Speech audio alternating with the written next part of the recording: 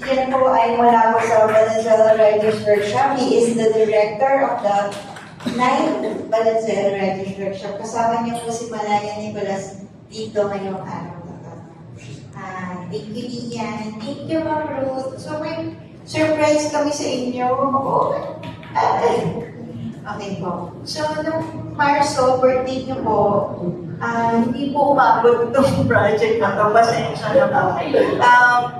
So, sa tulong po ni Ma'am Efrey, ang inyong nag-iisang supling, yung inyong pong mga tula, ngayon po ay papatugtugin natin, ay ginawa po mga awit.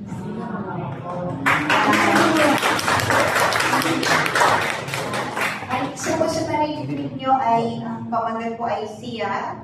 Ito po ay binigkas ni Heidi Sarno at ang tugtog po ay mula kay Laila Nas. Sila po ay mag-asawang musician, tsaka mula po sa community ng rap sa Cavite.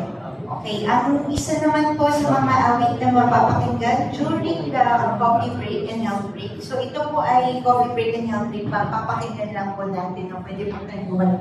Ang pangalawa pong kanta na mapapakinggan ay Balada ni Lola Amonita na likha po ni Carl Art. Yan po. At may kasama po singer dito na kinuha po for this. And then, ang isa po sa mga tula nyo na pamagat ay Gahasa ay inawit at kinompose po ng musika ni Sunny Gianan mula po sa Palawan.